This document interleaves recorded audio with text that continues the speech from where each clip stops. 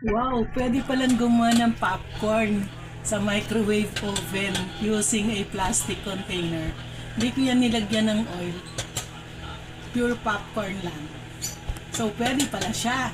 Ayan o, pop ng pop. Mapupuno na yung container ko. Yan.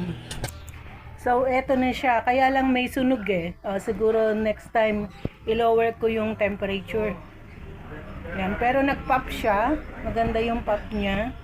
At ang maganda, wala siyang oil.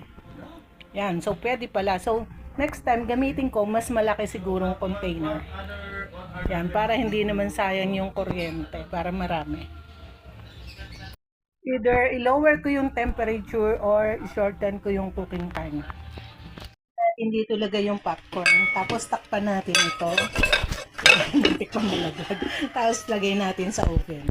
So tingnan natin kung mas okay dito. Kasi yung plastic kanina medyo na-deform eh. Tsaka nasunog yung nilagay ko. So try natin kung hindi siya masunog dito. Wala pang popping. Makapal kasi yung ano. Makapal kasi yung ano, yung babasagin. Try natin mag-pop. Ayun, may nagpa-pop na. Nadidinig ko na.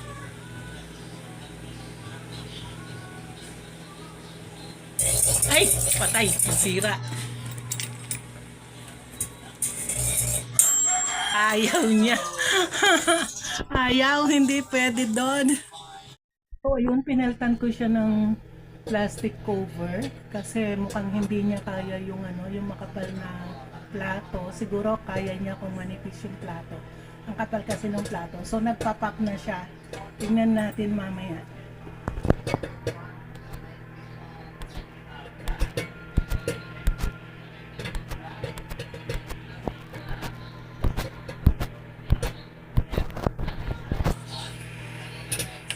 So, popping.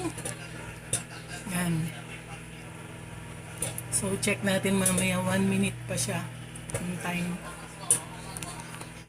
Ayan, maganda ang pag-pop niya. So, maganda pala pag sa babasaging bowl mo siya ilalagay. Pero, wag mong takpan ng babasagin din na pinggan na makapal. Pwede siguro kung manipis lang. So, okay lang kung yung plastic ang itatakip kapares nito. Yan, so okay siya. Ganda yung popping niya, oh, 100% puff. Titimplahan na lang natin to ng asin kasi hindi ko nilagyan. Siguro next time try kung may konting oil.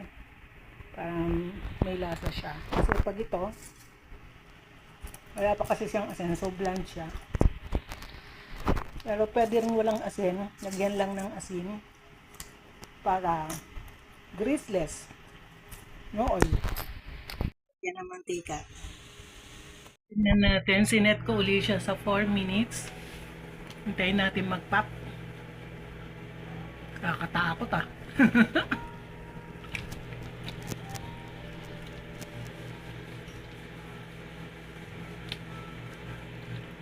Pag kasi minsan hindi pantay yung lagay ko sa oven, tapos may part, so tumitikil siya, may part na nakasandal dun sa dingding. Ayun, nasusunog sa part na yon. So ayan, nagsimula ng mag-pop. So seconds lang nagsimula ng mag-pop. Yun, nagpa-pop na. Yun. Try natin sunod-sunod ang pop. Ilagyan ko siya ng konting oil. Tingnan natin yung epekto niya versus dun sa walang oil.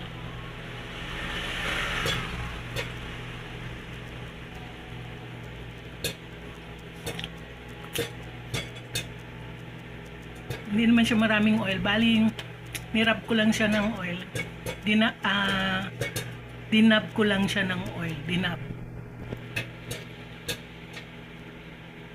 Yun, nagpa-pop na. Yan. So, bantay tayo. Kain nating matapos yung pag-pop. So, naka 1 minute na tayo.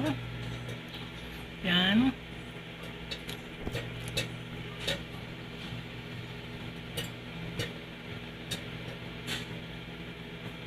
Di pala pwedeng pang cover yung ano, yung ceramic, yung babasaging plato na makapal. Hindi pala pwede. So, pwede siguro kung manipis lang.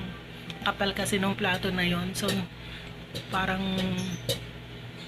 ewan ko na hindi siya ano eh. Biglang parang akala ko nasunog. Yon, panay na ang pop niya. So, naka 2 minutes na tayo. Yan, 2 minutes. So, 2 minutes more. Tingnan natin kung maganda yung kanyang pag-puff.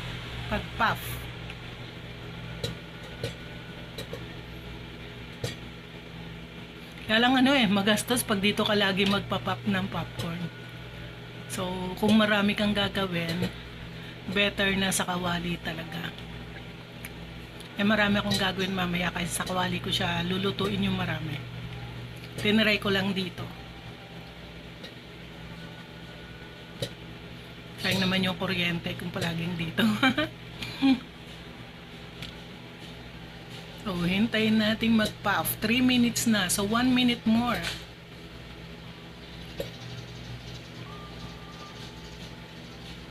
Yan, mahilig ako mag-experiment eh.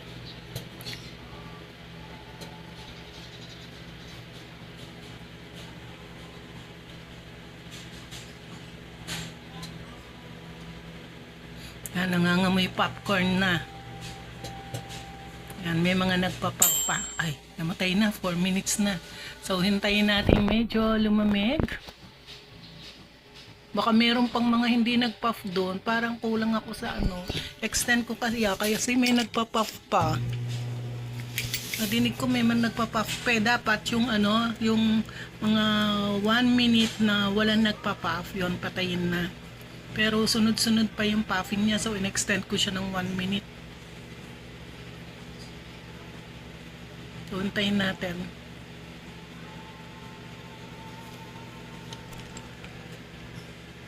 Yan tuloy, wala. Ayun, may nagpa-puff.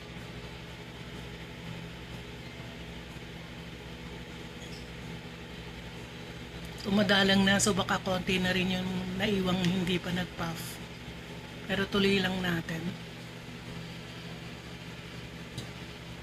Yun, meron ulit. So, madalang na. Pagka madalang pa rin, so, i-off ko na siya. Pag pag 1 second na walang nagpa-puff, pagka 60 seconds na walang nagpa-puff, 60 seconds, 1 minute, 1 minute na pala yun. So, tapos na yun talaga, wala na. Okay, hintayin natin, mamaya evaluate natin. So, ito na yung ating popcorn. So, may sunog siya dahil siguro in-extend ko ng 1 minute. So, tama lang pala talaga yung 4 minutes. Hindi na dapat i-extend. So, hanggang dyan po nagtatapos ang ating trial for today. Thanks for watching. Man pala natin.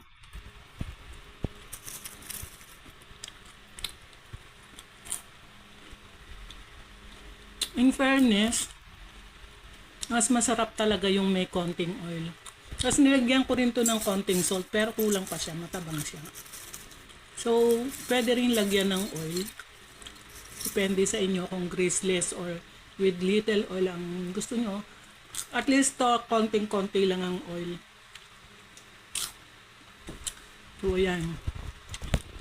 Diyan nagtatapos ang ating trial for today. Man pala natin.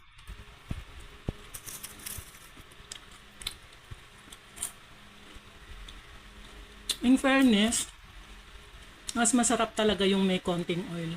Tapos nilagyan ko rin to ng konting salt, pero kulang pa siya, matabang siya. So, pwede rin lagyan ng oil. Depende sa inyo kung greaseless or with little oil ang gusto nyo. At least to, konting-konti lang ang oil. So, yan. Diyan nagtatapos ang ating trial for today.